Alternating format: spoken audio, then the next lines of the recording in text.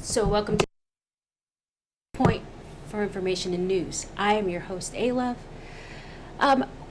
We're going to talk surviving in this economy today. My mic wasn't working in the beginning, so I hope you got the first part. There have been some changes. And as much as a fantasy world we like to live in that we were living in prior, we're not living in that anymore. Some people want to believe it's going to go back to the way it was. Some people are really hoping for radical changes that aren't going to happen or apply to what's happening. Some people just want to bury their heads in the sand. Everyone wants to sort of deal with the tragedies and the crisis in their own way. Some of them not as productive as others. But we can admit as a team, as a group, as a country, that things have changed. And when things go awry in this way, people search and seek. And some people look back and, wish for yesteryear. And some people just don't want to accept. So I'm going to come in here and talk about financial literacy, but I'm going to do it realistically, right? If you look at some of my older videos, they applied to the time. But times have changed, and they continue to change, and they can change some more.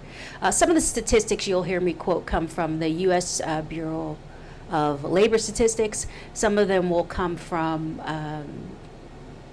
the CPI, from the feds, and some of it will come from just data and reports that I read out of certain articles or certain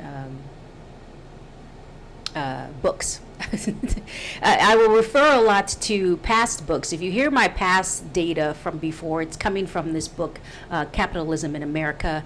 I think Alan Greenspan, for his day, was a genius at what he did.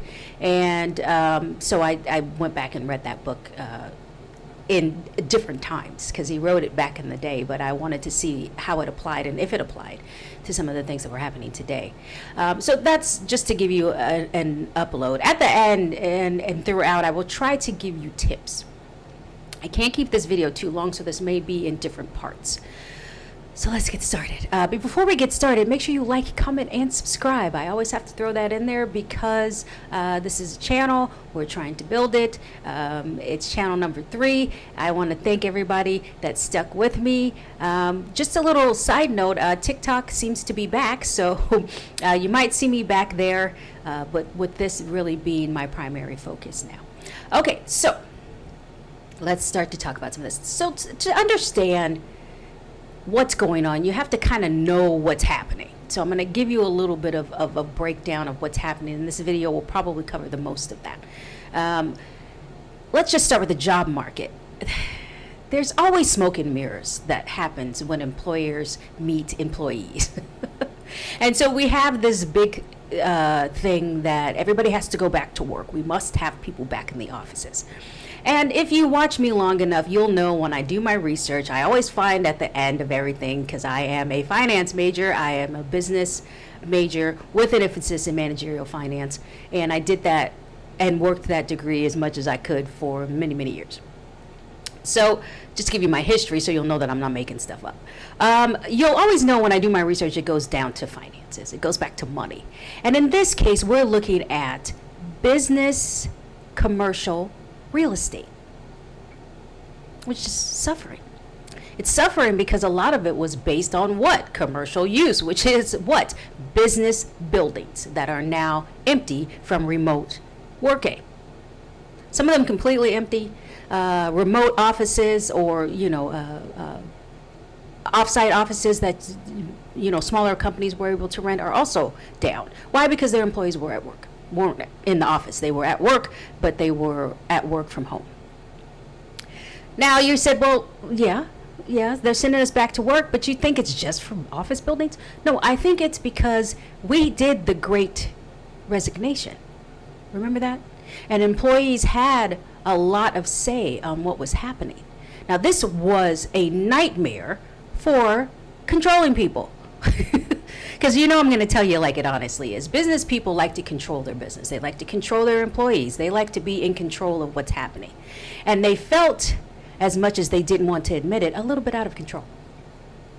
That the employees had the control that they didn't want them to have. So they accommodated the good employees. Now, this is why a lot of the not firings, we call reshifting, but it's now called something, it has a new label, but it's basically old school reshifting, which means you get to have not your job, but another job. It saves money for the company in the long run. So it says. But if you look at the data, that is not actually true. They also are telling us that going back to work is because, and they can't flat out say because productivity was lower when we worked from home, because that is actually not true. So what they're doing is they're saying 10%, which is a large percentage, was not doing well working from home, and that there was a struggle there for that 10%. But what does that leave out of 100? It leaves 90% of it was working. And you'll remember my stat said 85, so thank you. You actually gave me 5% more. So it does work working from home. And productivity was up working from home. But they don't give you that reverse stat. They give you the stat that says 10% of it was not working. Why? Because they don't want you to know why they want you back in the office. And really, it's not retaliatory, but it is a little bit of gaining that control over the employee back, right? If you work from home, I cannot see you. So I don't know you're doing your laundry in between, and there's nothing wrong with that because all I know is your stats are fine and your work is happening and you're making every meeting. But I can't see you. So I can't see you. It bothers me. I need to be able to for people that like to control things to connect and know that you're there. So that's kind of where that was coming from. Now, as a business person, I understand this. I understand. Listen, Willie's turning in his numbers. Willie's a fictitious person. He's turning in his numbers, but I can't find him for, like an hour and a half. I mean, I shouldn't be looking, but I still want to know when I was looking for him where exactly he was. It's that kind of thought process. If you're there, I can see what you're doing, and that's it. Another thing is to the sort of reassigning. It does have a name. I'm trying to remember what it's called. It has a official name. Somebody give it to me if you have it. But this sort of readjusting, this sort of moving people from place to place justifies taking you off a remote. And it goes back to money. Why? Because I am basically, if you quit, if you leave, because I don't have remote jobs anymore, then I'm basically paying you to not be there. Because guess what you get to file for? Unemployment. And as an employer, I get to pay that. So I have not only made my situation worse because I don't have you there remotely, you left, and now I'm paying you not to be there and to still have that job open.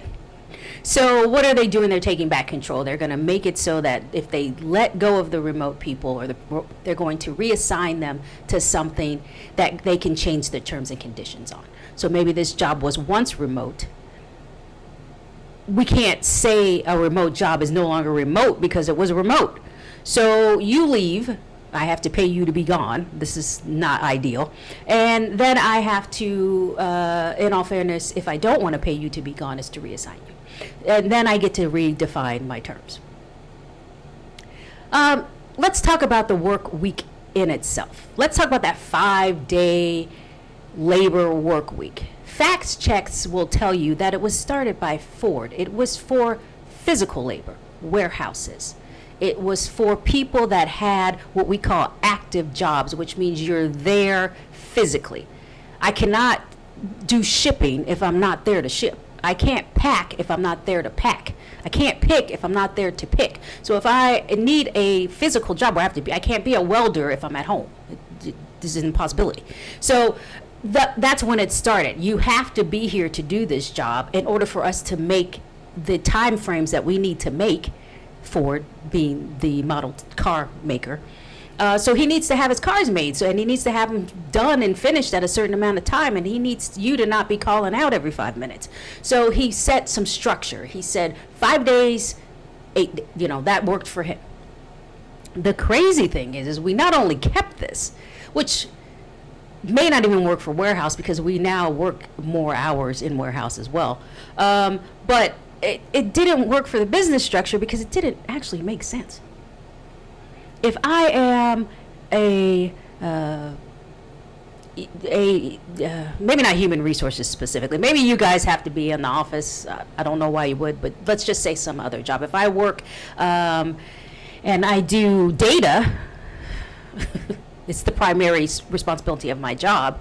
And then I have to report my data and my research findings. I don't have to be in the job to do that. I can actually go to a meeting once a week and then go back home. Finish it up there. I can actually get more done because I can work around the clock without having to worry about travel or my children. So this 8-hour workday made sense when Ford set it out there because it created a structure for that type of job. But we applied it everywhere because everybody just thought when one person does something and it's productive, it makes sense. Business people will adapt it and they will turn that into what it turned into. So we kept that and we started working and we went all in on the 5-hour work week, and we get the 2 days off from church and all of these things. And then COVID hit. Fast forward. We not only made that structure work, we beat it into the ground because some of us went back to the office on the weekends. So we were beating it in. But COVID hit.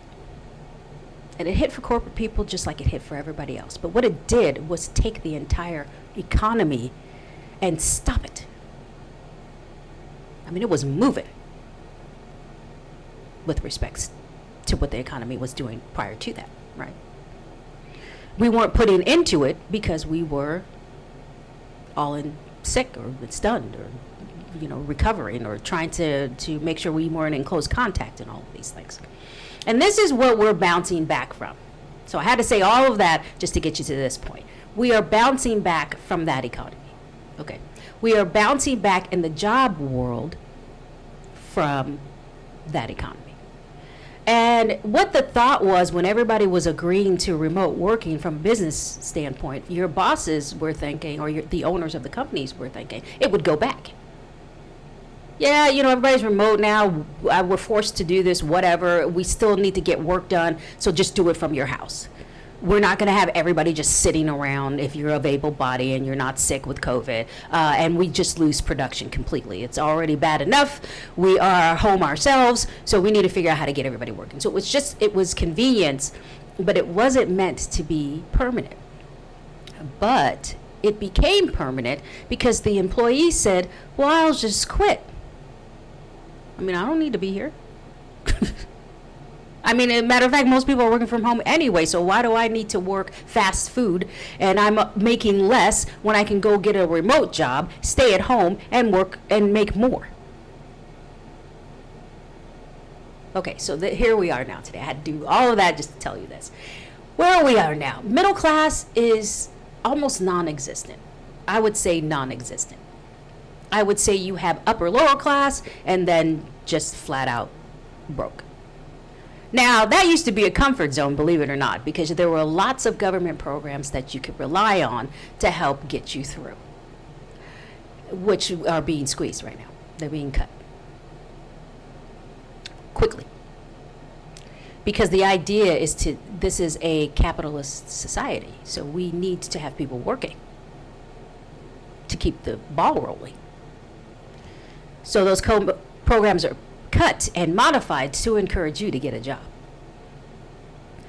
Now we go back to the middle class market. Now the middle class people are like, okay, yeah, we need a job. I don't mind working. I have been working, but I'm working. I make $160,000 a year, and I am still having trouble paying my mortgage. So how does this happen to me? How am I in this situation? So I'll tell you what a possible answer could be. Stagnation. Yes, you make $160,000 a year, but you have to apply inflation to that. And what inflation basically means, for those of you that are like, why is this such a huge... Inflation basically means you're going to pay more and make the same. If you look at the stats from like 1985, and somebody correct me on that actual year, all the way up to maybe 2012, there was no increase in salary. Everything actually balanced out. And the increase that actually ended up being made was about 12 cents. So it looks on paper like our salaries are increasing because they are increasing.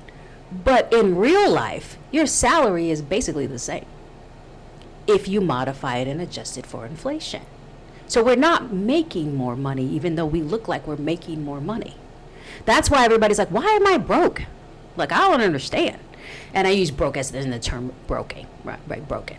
Or, people are like, why am I barely hanging? I don't understand. And then people that are working labor jobs are like, well, why, first of all, it didn't change that much for us. And second of all, why, we're getting increased salaries, but at the same time, expenses are higher. So it's kind of like, how do I adjust to this level of stagnation? So back in the day, you heard me say 5, sources of income, or, at minimum. Most people have 7. And that was starting to be the trend before it was harder to get a job. Before people started gutting their portfolio. See, when you can bury your head in the sand if you still have your portfolio. Now, you can't bury it too far because you are using it. And that's not the purpose of the portfolio. The purpose of the portfolio is to build, and you buy certain things out of there. Maybe retire from there, or you get a home if that's what you were saving for, all of these things. But it's not to be used as a bank account like many of us are doing. And this is just to make our basic bills. Or a little bit more than basic, because many middle class people have more than basic bills. So let's just say you have you live and you pay rent, and you paid 11. This is an actual scenario. A woman paid $1,100 for her rent. She lived in Dallas, and she lived in an apartment, and her rent increased, and now she pays $1,600. So do the math on that increase, right? It happened progressively over time. It didn't happen all at once. She's been there for many years. But she was just saying that, and her household income is $130,000 a year.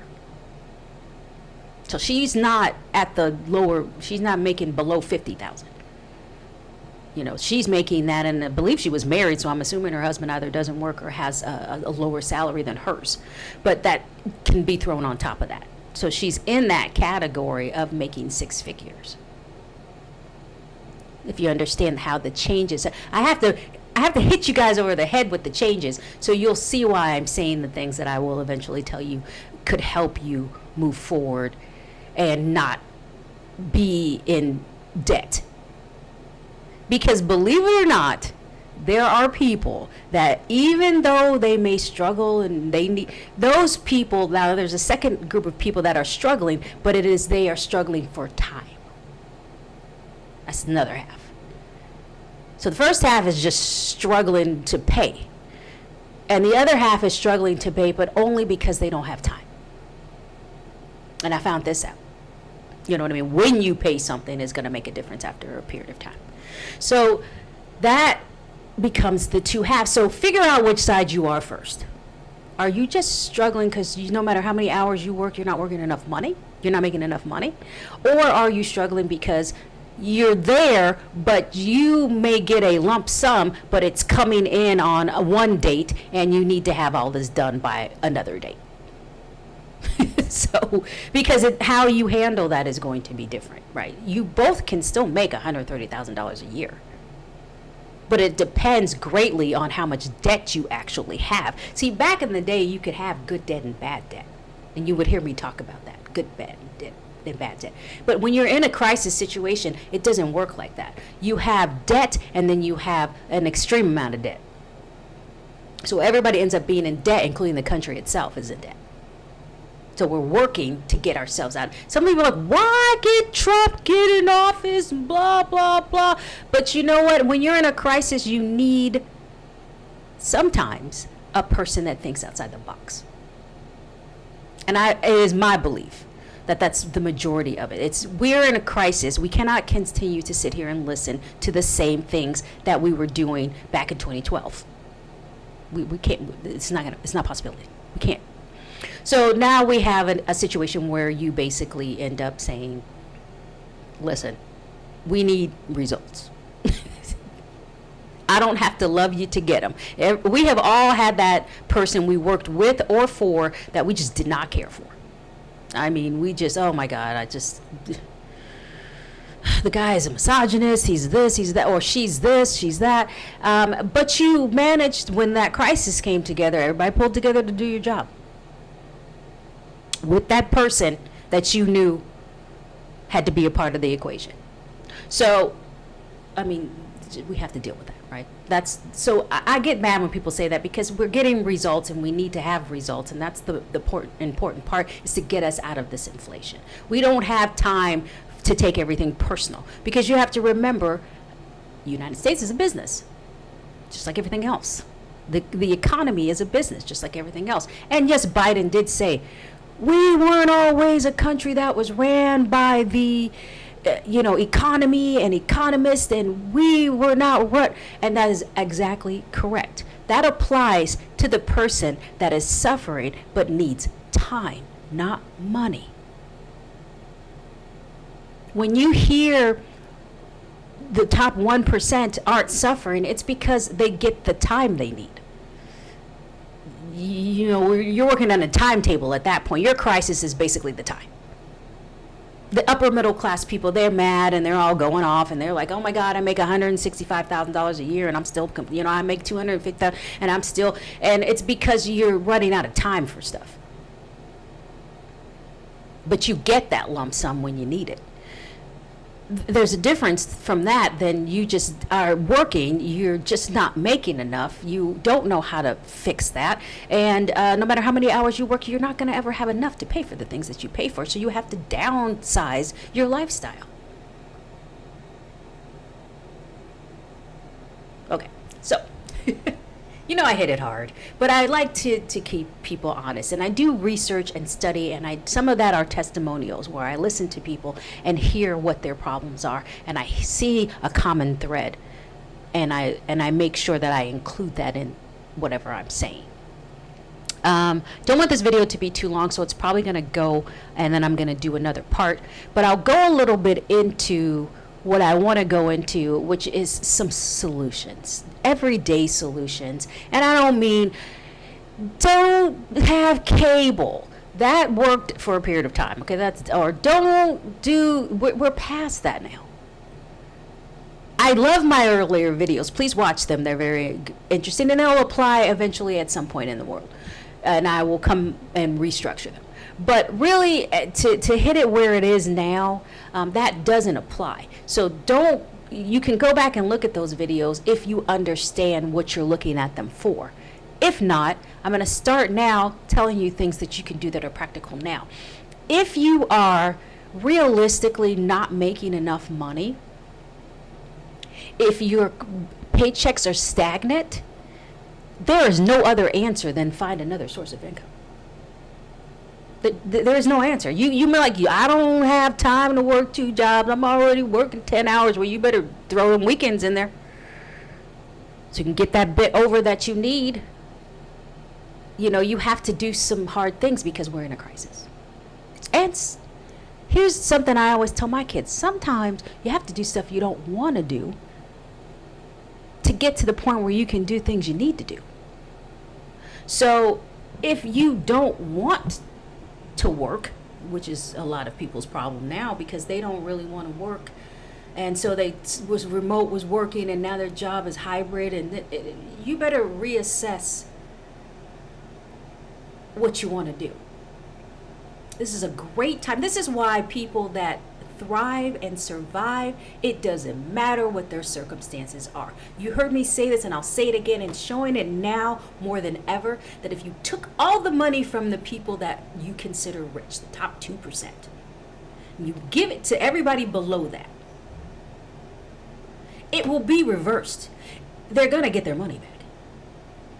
Maybe not extremely right away, But they will have that process to get themselves out of that situation because they have learned to do things even if you don't want to do them. They have learned a system. They adjust to changes. They don't bury their heads in the sand. Many of the middle class people's heads are buried in the sand. I couldn't believe how many people weren't even aware of what was going on. I heard somebody say, I'll be fine. I make, she made $200,000 a year with her spouse. And so we'll be okay. And I'm like, are you okay now? And she's like, well, no, it's been a little tough. And then I was like, well, then what are you talking about? That's just you being in denial. And that's a great sum of money, but maybe you had a business that has greater expenses. You say, if it's just you, and you make $250,000 a year, and you live in an apartment, and you live in, I don't know, Kansas somewhere, and you pay $950, I don't know if that rents exist, but $950 a month, or we'll say $1,100 at the most, and you don't have any kids. I mean, then you're probably not really noticing. That's the only person I would say is noticing. But you also don't own a business or anything. So if somebody owns a business, they're self-employed, and they're making $250,000 a year, that means their overhead is being covered by what's coming into the business, which means you're making less than you would normally. You have to be. Now, you may be getting by a little better than someone else, but not the way that you should be. Do you understand what I'm saying? So some of the things you will need to do is the things that you need to do, which means if you want to cut your expenses, let's just say I need to cut my expenses. Guess what you probably need to cut? You need to go from 2 cars to 1. I know. You're like, what the hell? I'm still paying. Well, then keep struggling to pay. I mean, you really don't have a lot of options. You think tariffs, everyone wanted to go along with tariffs? No, of course people did not. But that's what we're doing. And so we're going to go in there and figure out how to make that work if we can. It's the same thing with your finances. If you have 2 cars, you might need to learn to drop each other off. If you've got your kid there and they're not working, well, then you better encourage them, if not help them find some work to help, so that you're not always in finances. Always, you have to do future prediction. If you're really good with your money, that's what's gonna take to get out of a crisis. We are in a crisis, so we need to learn how to get out of that. Learning to get out of a crisis means predicting. Another problem that people that struggle and then they go way worse than they could have been, or they go completely down, is that they don't predict their finances ahead of time. They look at what they are now and then they just suffer through it, rather than saying, how can I for the future make this better? Right? My mortgage is due. I have to pay my mortgage this month, and I have to pay it next month, and I have to pay. So how do I, if my income is stagnant, what does the word stagnant mean? It means it's not moving. If you have a cushy corporate job and you make, whatever you make a year, that means your salary very seldom will go up. And not by much. I mean, it'll go up maybe for those of you that have that in your contracts. It'll go up, but not by enough for it to make you in a completely different bracket. It's payment bracket, or tax bracket even. And you have to factor in taxes. The bracket changed, for those of you that don't know. Tax bracket changed. So once it changed, you can be single and make, $1,000 per paycheck, but $339 will come out versus the $189 that came out before. All right. Okay, I'm going to cut it for this time. I'm going to do a little bit more of how-tos, but I wanted to do some breakdowns and let everybody kind of know what was going on, and then piece it together so that I don't have one long video. Thank you so much. Make sure you like, comment, and subscribe. if these videos are doing well for you, make sure you keep track of them and keep track of this channel. And maybe I'll see you on TikTok again. I probably will do so. Thank you so much, you guys. I'll see you next time.